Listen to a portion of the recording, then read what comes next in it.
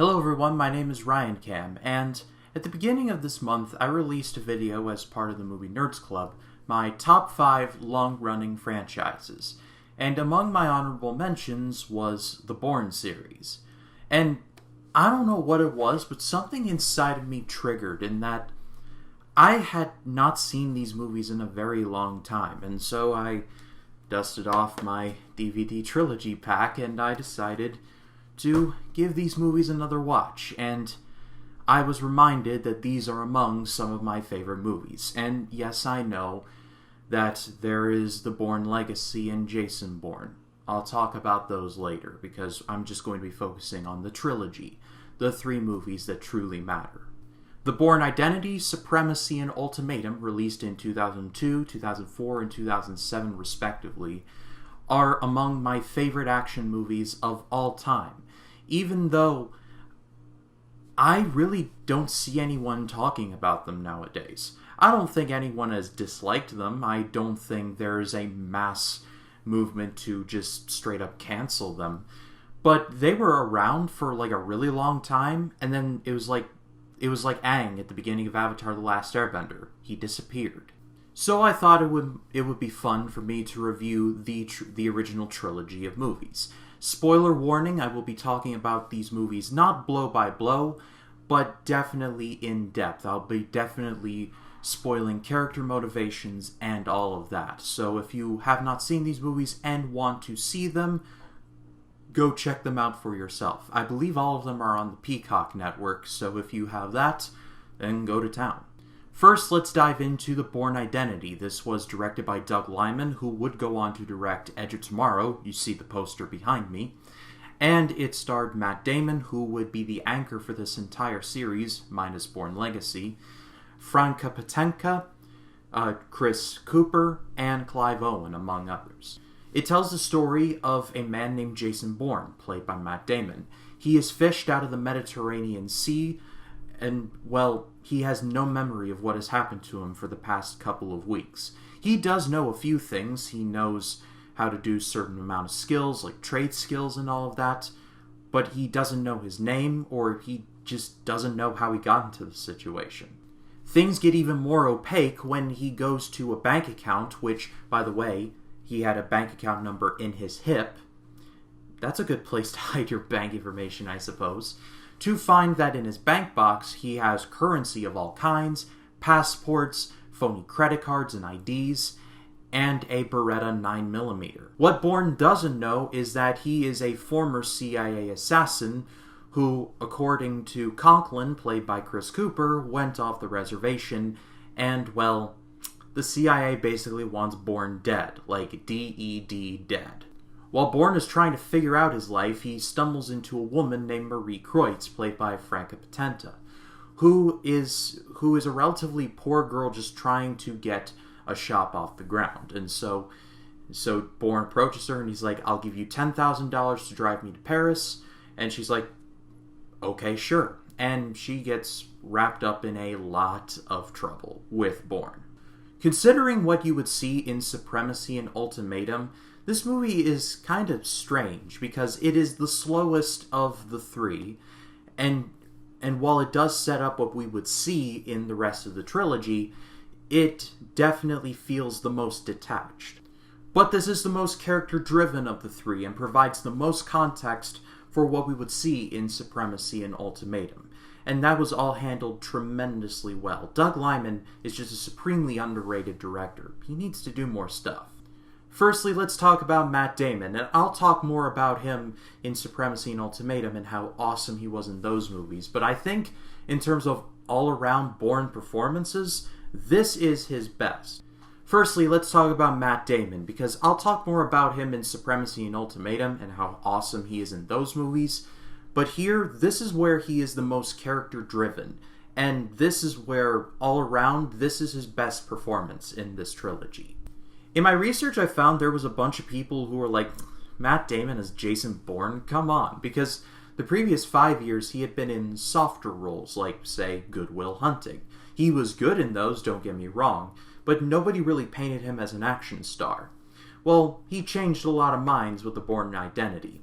it did help that he threw himself into this role head first, training extensively in sports like boxing, while also doing all of the stunts himself. Like I said, this movie is the most character-driven, because it starts out with Jason Bourne being fished out of the ocean with no memory of who he is. There's a great scene near the beginning where this fishing boat captain is like, "Are you doing okay?" And Bourne is like, I know all of these things. I know how to add, subtract, write, and I know how to set up a chessboard, make coffee, shuffle cards, and I don't know my name." And the fishing boat captain's like, it'll come back. And Bourne just snaps. He's like, "No, it's not coming back. That's the point. I'm rumbling through all of this. Nothing is coming back." And the fishing boat captain just says to him, "It'll come back." A theme throughout this entire trilogy is Bourne encounters human compassion and at first doesn't know what to do with it. However, it does soften him a little bit and sands off the edges of his character. He is in a far different place when it comes to Ultimatum, but again, I'll cross that bridge when we get there. But the theme throughout this entire trilogy is compassion shapes Bourne's actions. And as far as the CIA goes, well, they don't really care that much about Bourne. As far as they know, he's sold out, and so he has to be taken care of. The main man behind this is Conklin, played by Chris Cooper. And a trend throughout all of these movies is that there's 3 CIA people, Conklin, Pam Landy, and Noah Vosen, who all go after Bourne for their own different reasons. Conklin, as we later learn, is the head of this Black Ops program called Treadstone. Bourne was supposed to anchor the whole thing. Something happened and basically screwed up a mission. The first half gives about as much context as you need for who Bourne is or who he thinks he is, and all you need to know about how the CIA is pretty much after him. Then the second half is pretty much all action. Maria and Bourne go on the run. They go to this farm where Maria knows a brother-in-law of hers, and an assassin played by Clive Owen attacks him, with Bourne eventually winning. But we get these series of words that would shape the entire trilogy. As Clive Owen lies there dying, he basically looks up to Bourne and says, "Look at us. Look at what they make you give," before he dies. That quote will be important later on. Fast forward to the ending, we later learn that Bourne, like I said, was supposed to be the big anchor to this whole Treadstone slate. And one of his first missions was to take out this presidential leader that they don't like, named Nikwana Wombozi. Bourne was supposed to take him out on his boat, and, he saw Wombozi's kids, and Bourne hesitated. And that second of hesitation was enough for Nikwana Wombozi to get his senses and shoot Bourne twice in the back, which is where we end up seeing him at the beginning of the movie. Again, compassion being the driving force to this whole story. And at the end of the day, The Bourne Identity is definitely the slowest of these movies. However, it is the most necessary because Supremacy and especially Ultimatum are just going to ramp things up to the extreme. And this is about as good an opening salvo to a trilogy as you could ever ask for. The Bourne Supremacy was the sequel 2 years after Identity.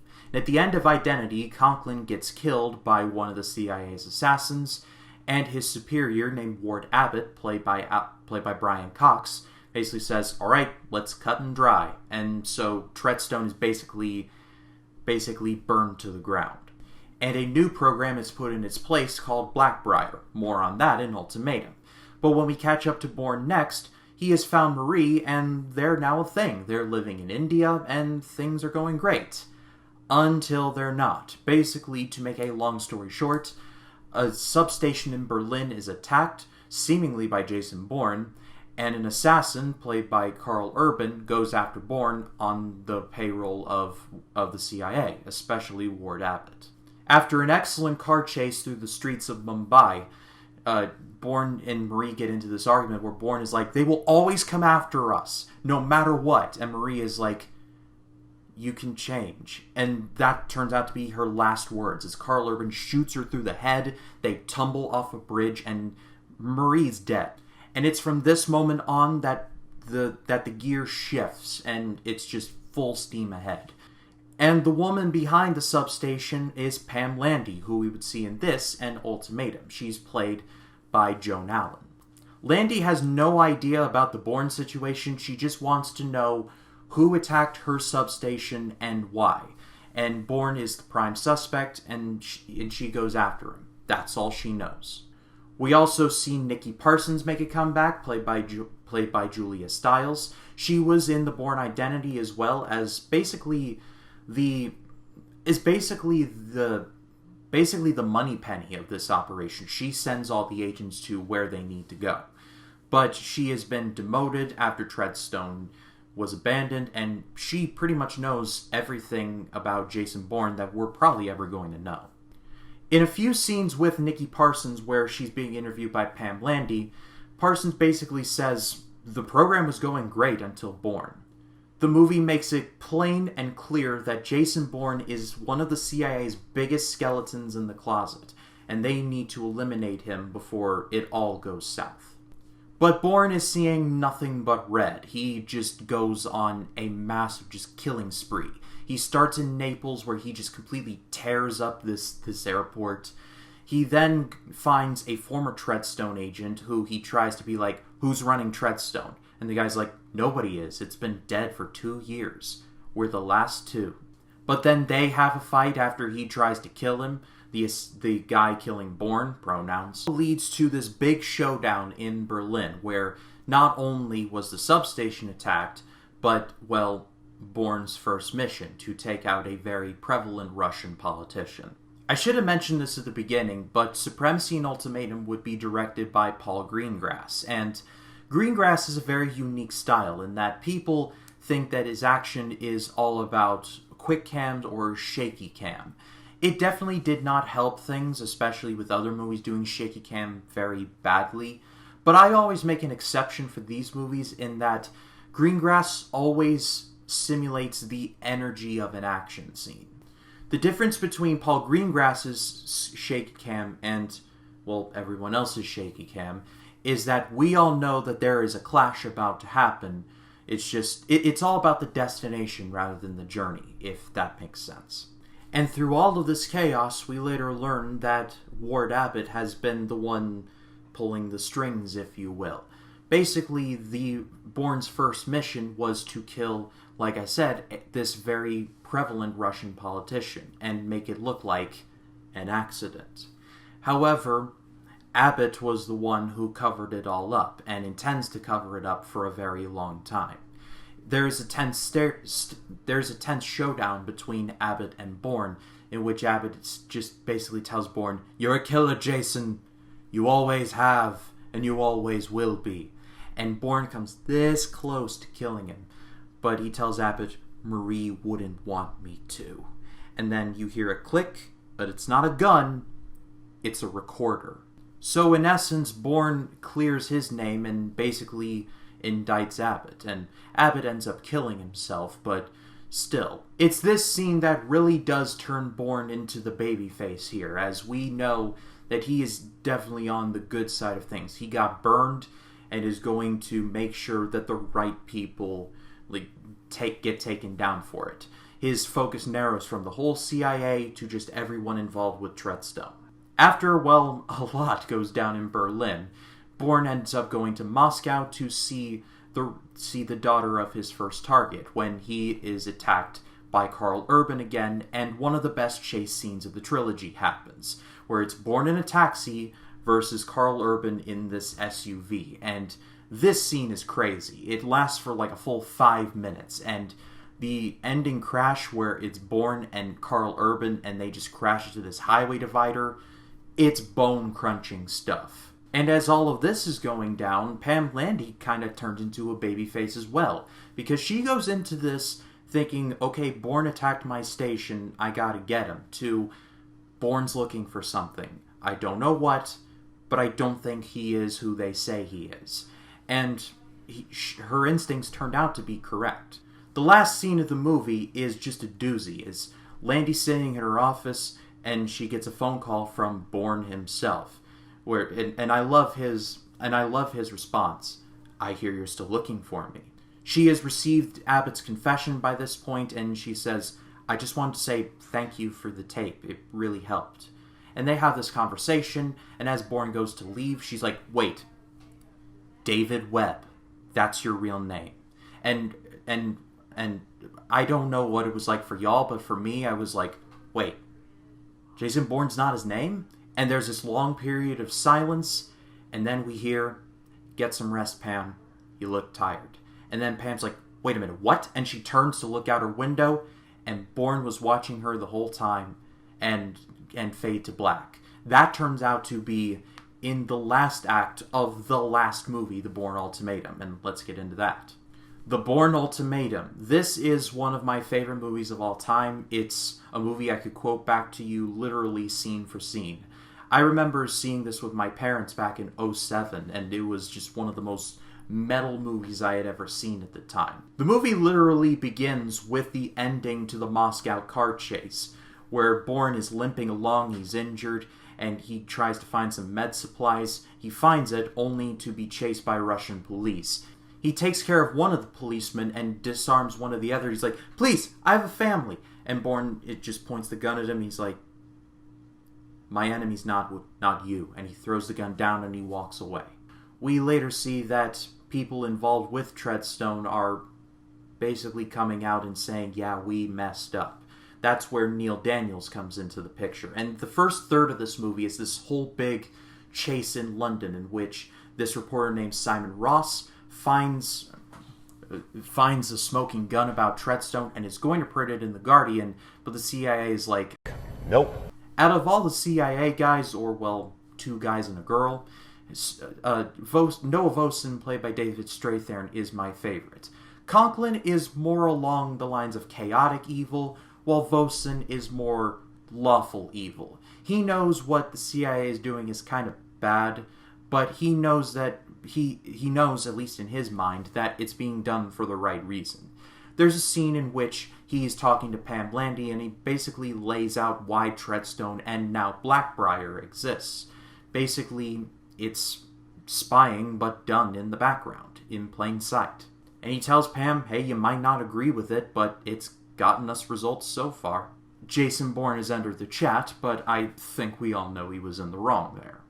But back to the London chase scene a minute. The London scene is just one of the best sequences in the entire trilogy.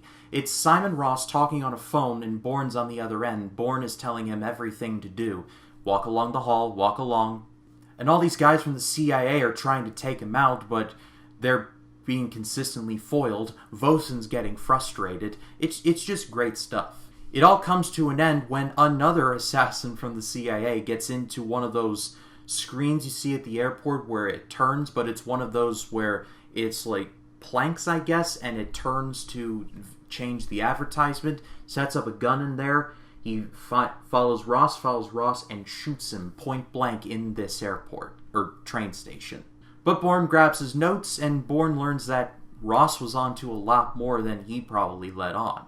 In their only interaction together, Ross said, Blackbriar is a Treadstone upgrade. My source told me it all started with you, that you were square one, the dirty little secret.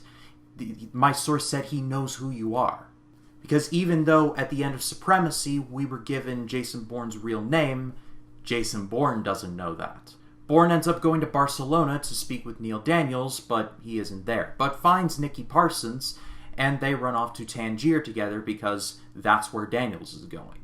And it is heavily implied that Nicky Parsons and Jason Bourne may have had a relationship or a chemistry together, but Bourne ended up, well, taking the plunge and all that. Then we get to Tangier, and this whole sequence is awesome as well. It starts off with just a foot chase, and then we see another CIA assassin named Desh, one of my favorite assassins.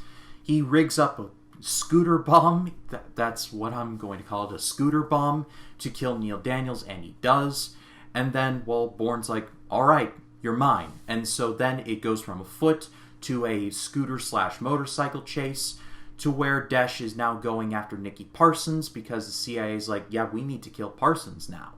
And then Bourne is just going from rooftop to rooftop, like Tom Cruise style. And it finally comes to a head with Bourne leaping off a roof through a window, and the fist fight starts. And this is one of my favorite fist fights in all the movies. It does have more shaky cam, I will say that. However, this fight is still brutal because of the sound design. Whoever designed the sound for this movie needs an award, because it is just brutal stuff. Dash and Bourne are throwing each other into bookcases, slamming each other through tables. It sounds like they broke a couple arms here and there. It's brutal stuff. And Dash has a knife, and Bourne fights it off with a book. A straight book. And he even bashes Dash over the head with it. And I love this part where he takes the book and he rams the spine of it into Dash's throat, and he bangs on the book into his throat, and he turns it up in his face, and he just pounds the book into his face. And you have to see it to believe it. It is just... It's funny, but it's also awesome at the same time. The fight then goes to a bathroom. Bourne grabs a towel, and Dash grabs a razor, and it's just... And it goes on for several minutes, and then Bourne grabs Dash's hand with the towel. He bashes the razor out of Dash's hand, and then he wraps Dash's own arm around his throat with the towel, and he chokes him out. And I remember watching this in the theaters. I was like, just traumatized. I was like, oh my god, Bourne just killed a man. After a few quiet scenes in which Nikki Parsons has to now run because she is technically dead in the CIA's eyes, Bourne now realizes that he has to go to America, specifically New York City, because that's where it all began for him. Bourne runs into another assassin, and then we get my favorite chase scene in all of these movies, the New York City chase. It's Bourne in a cop car versus this assassin in a Volkswagen, and it's just great. It's just great back and forth, and it's in New York City. Like, that's just intense right there. And then Bourne basically uses his car as a battering ram, and when they realize they're about to crash into another divider, Bourne is like, okay, and then he wraps himself up in this seatbelt. I'm not sure if that actually protects you, but anyway, both cars just go flipping and flying, and like I said, it's just brutal stuff. They did their own stunts here, and c'est magnifique. Bourne is injured, but he's getting to that building, whatever the cost may be. And he eventually gets to the building, but runs into Pam Landy, who has now been hip to this whole scheme. And she's like, yeah, this isn't what I signed up for. I'll do whatever you need me to. Vosen is now after all of them, and he's steaming mad, but Bourne is like, thanks. And then he goes to the building, and Landy's like, David, let's go in together. We can take them out. And Bourne's like, no. This is where it all started for me. This is where it ends. And then he goes into the building. And then we go into the training facility, where we meet Dr. Alfred Hirsch, played by Albert Finney, a legendary character actor who I met for the first time in this movie. Hirsch is there to basically break in all the initiates. And Bourne doesn't have time for any of it. He says, why was it me? Why did you choose me? And Hirsch is like, don't you remember? We didn't pick you, you picked us. And then Hirsch basically walks Bourne through all of it and basically explains everything that happened that led up to this point. Bourne did ask for this, but it eventually turned into something that he didn't like. He thought he was serving his country, but it turned out to be quite the opposite. Bourne rebukes everything, and while this conversation is going down, Vosen and his goons are now after him, and he goes to the roof, and then he meets the assassin who somehow survived that, and he looks at the assassin and is like, do you even know why you're supposed to kill me? And the assassin's like, and he gives a look like, this wasn't in the script. And do you all remember in Identity when Clive Owen said, look at us, look at what they make you give? Well, Bourne says that to the other assassin by saying, look at us. Look at what they make you give. Before him jumping into the East River, seemingly to his death. The ending scenes are just great, because the ending scenes are basically us showing us through montage that Landy pretty much blows the whistle on the CIA, calls out the director, played Ezra Kramer, played by Scott Glenn, calls out Noah Vosen for leading this whole circus, Ward Abbott, Dr. Hirsch, pretty much everybody blows the lid on the whole thing. And then the last scene, where Nikki Parsons is sitting in this cafe in New York, and she looks up and watches the news, and the news is like, the authorities are still searching for David Webb, someone who is said to be at the center of the recent CIA whistleblowing. His body fell into the East River, and police are still looking. And then as this all is going down, Nikki just gives a knowing smile. And then Extreme Ways by Moby plays, and we see Bourne's body, and his body starts to swim. End credits. The Bourne Ultimatum is a perfect ending to this trilogy, and that is honestly where it should have ended. But I suppose I should touch on the Bourne Legacy and Jason Bourne. I do not like either of these movies. To me, they feel unnecessary, but here we are. The Bourne Legacy was a transparent attempt to be like there was never just one, and to introduce another Bourne-type agent, this time played by Jeremy Renner. God bless Jeremy Renner for trying to make it work, but this was a Jason Bourne story. There's literally Bourne in the title. There were definitely some good action scenes. I feel like Renner might have done his own stunts as well. Good for him on that.